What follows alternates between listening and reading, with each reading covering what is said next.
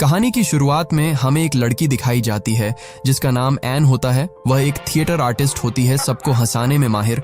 लेकिन अभी उसके हालात बहुत बुरे हैं क्योंकि पूरी दुनिया में आर्थिक संकट चल रहा है और उसका थिएटर बंद हो चुका है जहां वे काम करती थीं। अब वो किसी काम की तलाश में है। वहीं दूसरी तरफ हमें कार्ल नाम का एक फिल्म डायरेक्टर दिखाया जाता है जो एक बहुत ही लालची किस्म का इंसान होता है। कार्ल अपने प्रोड्यूसर्स के पास जाता है और उन्हें एक नई फिल्म का आइडिया सुनाता है और कहता है कि वो एक ऐसी फिल्म बनाना चाहता है जो आज तक इस दुनिया में किसी ने नहीं सोचा।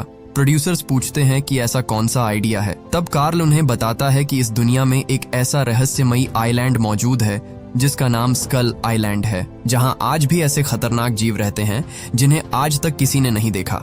मैं बस उन्हीं की एक फिल्म बनाऊंगा, आप मेरी फिल्म में पैसे इन्वेस्ट कीजिए। ये सुनकर प्रोड्यूसर्स कहते हैं कि तुम बाहर इंतजार करो, हम आपस में बात करके डिसाइड करते हैं। कार्ल रूम से बाहर जाता है और दरवाजे के कान लगाकर प्रोड्यूसर्स की बातें सुनता है। प्रोड्यूसर्स कहते हैं कि कार्ल अब पूरी तरह से पागल हो चुका है, वो बहकी बहकी बातें करने लगा है। अगर ऐसा ही रहा तो वो हमारे पैसे डूबा सकता है, इसलिए हमें उसकी पुरानी फिल्मों में इन्वेस्ट किए हुए पैसे भी वापस ले लेने चाहिए। कार्ल ये सुनकर वहां से 9-2-11 हो जाता है, यानी भाग जाता है, क्योंकि उसे किसी भी हाल में स्कल आइलैंड पर खतरनाक जीवों की फिल्म बनाने का सपना पूरा करना था। अब कार्ल को अपनी फिल्म में काम करने के लिए एक हीरोइन की जरूरत होती है, लेकिन उसके डूबते हुए करियर और उसके अटपटे आइडिया को देखकर उसके साथ काम करने के लिए कोई भी तैयार नहीं होता। तभी दिखाया जाता है कि एन काम की तलाश में एक डायरेक्टर के बताए एड्रेस पर जाती है।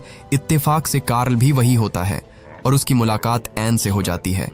कार्ल एन को अपना स्कल आइलैंड वाला आइडिया बताता है और उसे उस फिल्म में हीरोइन का रोल करने का ऑफर देता है। एन कुछ देर सोचती है और फिर वो हाँ बोल देती है क्योंकि उसके पास कोई दूसरा काम भी नहीं होता। इसके बाद दिखाया जाता है कि कार्ल ने जैसे तैसे करके एक टीम तैयार कर ली है जिसमें एक हीरो है जिसका नाम जैक है और एक राइटर भी है, और वो जल्दी जल्दी से उस आइलैंड से निकलने के लिए तैयारी करता है। दरअसल कार्ल को पुलिस ढूंढ रही है क्योंकि उन प्रोड्यूसर्स ने कार्ल के खिलाफ पुलिस कंप्लेंट कर दी होती है जिनका कार्ल पैसा लेके भाग रहा है, और इसलिए कार्ल बिना किसी को पूरी सच्चाई बताए अपने कॉन्फिडेंस के दम पर पूरी टीम तैयार करके शिप से समुद्र में निकल जाता है। कार्ल अब अपनी फिल्म के लिए कुछ कुछ शॉट्स लेना शुरू कर देता है। उसके बाद हमें दिखाया जाता है कि कार्ल कैप्टन के पास जाता है और कहता है कि कैप्टन, मैं तुम्हें $1000 ज्यादा दूंगा, तुम्हें इस शिप को स्कल आइलैंड पर लेके चलना है क्योंकि वहीं पर हमारी असल फिल्म शूट होगी। और यहाँ पर हमें पता चलता है कि कार्ल एक शातिर दिमाग वाला इंसान है।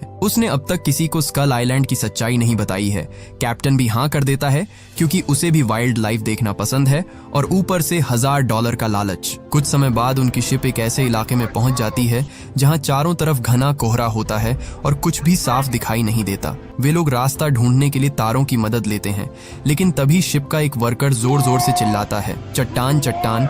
जब तक कि कैप्टन कुछ समझ पाता, शिप जाकर सामने चट्टानों में फंस जाता है, इसलिए उसे शिप को वहीं रोकना पड़ता है। कार्ल समझ जाता है कि यह वही आइलैंड है जिसकी उसे तलाश थी। फिर कार्ल अपने क्रू मेंबर्स के साथ छोटी नाव लेकर उस आइलैंड की तरफ निकल जाता है।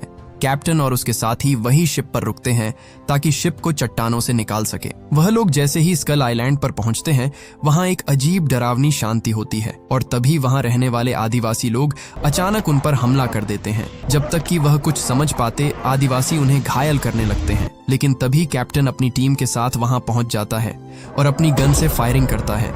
गोली सीधे एक आदिवासी को लगती है और ये देखकर सभी आदिवासी भाग जाते हैं और जैसे तैसे ये लोग भी अपनी जान बचाकर वहां से भागते हैं। लेकिन कुछ देर बाद उन्हें पता चलता है कि एन उनके साथ नहीं है, यानी एन अभी भी उस आइलैंड पर है। वो लोग जल्दी से वापस एन को बचाने आइलैंड पर भागते हैं। दरअसल आदिवासियों ने एन को पकड़ लिया होता है और उसे पकड़कर अपने कबीले पर बांध देते हैं क्योंकि वो एन की बलि देना चाहते हैं अपने आइलैंड के रक्षक विशाल किंग कॉन्ग को, जिसे वह देवता की तरह मानते हैं। जब तक कि वह लोग एन को बचाने पहुंचते, तभी अचानक उस जंगल के अंदर से बहुत भारी कदमों की आवाज आने लगती है और अगले ही पल वहां एंट्री होती है एक बहुत बड़े और खतरनाक दानव की, किंग कॉन्ग की। किंग कॉन्ग एन को देखता है और बिना समय गवाए उसे अपने साथ उठा ले जाता है। यह देखकर सभी लोग हैरान रह जाते हैं और समझ जाते हैं कि एन अब बहुत बड़े खतरे में है। इधर जैक भी सभी को अपने साथ लेकर एन को बचाने आइलैंड पर निकलता है।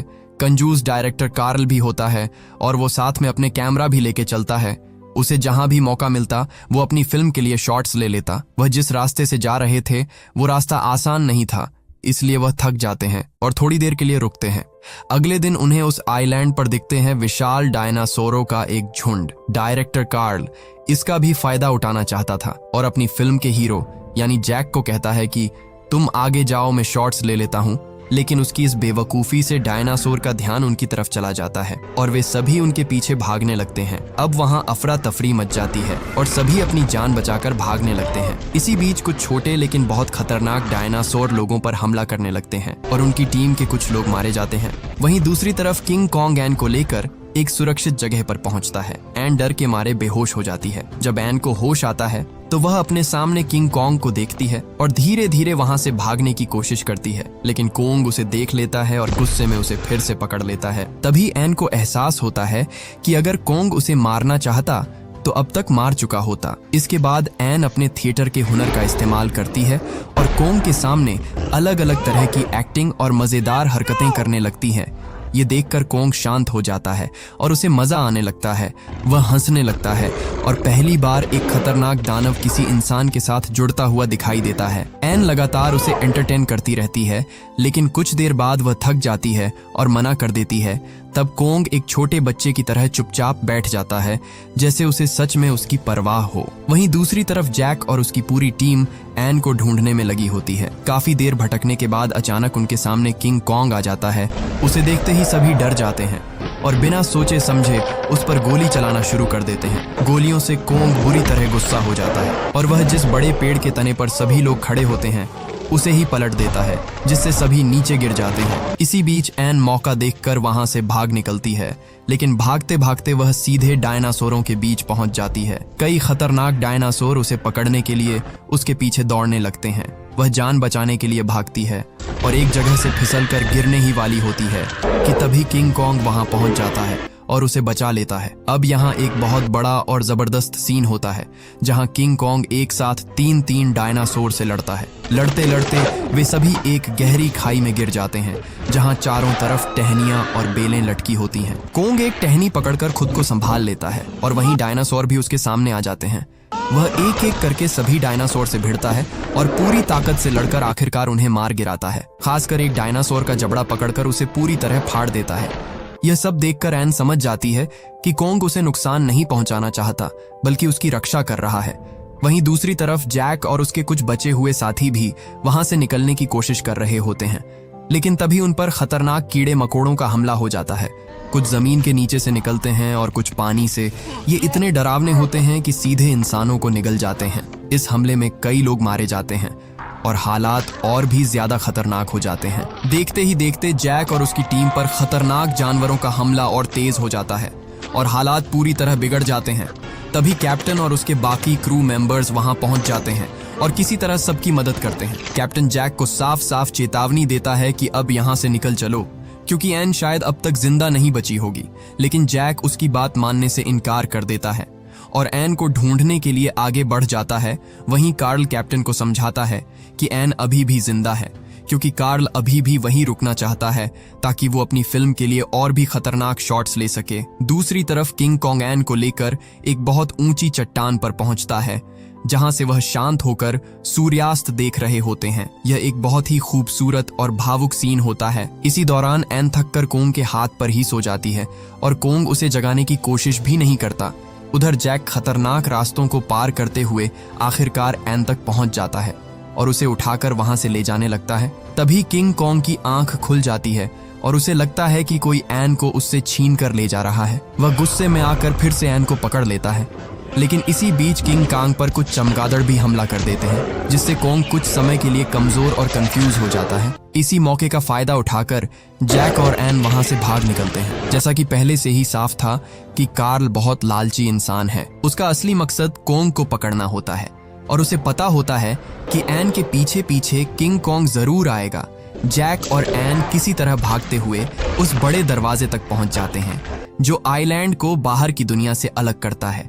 वे दोनों तो बाहर निकल जाते हैं, लेकिन वो दीवार इसीलिए ही बनाई गई होती है ताकि उस आइलैंड का कोई भी खतरनाक जीव बाहर ना आ सके। लेकिन एन को पाने के लिए किंग कॉन्ग उस विशाल दीवार को भी पार कर जाता है और आखिरकार बाहर की दुनिया में आ जाता है। और कार्ल भी यही चाहता था। इधर शिप पर मौजूद सभी लोग कार्ल के कहने पर किंग कॉन्ग को पकड़ने की पूरी तैयारी कर लेते हैं। वे बड़े बड़े जाल बिछाते हैं और साथ ही क्लोरोफॉर्म भी तैयार रखते हैं ताकि जैसे ही कॉन्ग बाहर आए उसे बेहोश करके पकड़ लिया जाए। लेकिन सच ये था कि इतने बड़े और ताकतवर जानवर को एक जाल से रोकना लगभग नामुमकिन था। जैसे ही किंग कॉन्ग एन को दूर जाते हुए देखता है, वह पूरी तरह बेकाबू हो जाता है और एक एक करके सारे जाल तोड़ देता है। तभी लोग जल्दी जल्दी बोट में बैठकर वहां से निकलने लगते हैं। कॉन्ग उनके पीछे आता है, लेकिन उसी समय उस पर क्लोरोफॉर्म फेंका जाता है और साथ ही गोलियां भी चलाई जाती हैं। एन बार बार सबको रोकने की कोशिश करती है और कहती है कि कॉन्ग को मत मारो, वह किसी को नुकसान नहीं पहुंचाना चाहता। लेकिन इंसानों की लालच और डर के आगे कोई नहीं सुनता। आखिरकार इतना शक्तिशाली दानव भी इंसानों की चालाकी के आगे हार जाता है और बेहोश हो जाता है। कार्ल अपनी इस जीत के बाद उसे शहर ले आता है और वहां एक बड़ा शो आयोजित करता है और सभी को पता चलता है कि कार्ल कोई ऐसी चीज दिखाने वाला है जिसे आज तक दुनिया में कोई नहीं देखा, इसलिए उसकी सारी टिकट्स बिक जाती है। लाखों लोग उस शो को देखने आते हैं। शुरुआत में जिन प्रोड्यूसर्स ने उसको पैसे देने के लिए मना किया था और पुलिस कंप्लेंट की थी, वह लोग भी अब कार्ल के शो में आते हैं। उधर जैक, जो एन से प्यार करता है, वह भी वहां पहुंच जाता है। कार्ल स्टेज पर खड़ा होकर पूरी शान से कॉन्ग को दिखाता है और कहता है कि देखो कैसे इतना बड़ा दानव एक लड़की के सामने कमजोर है।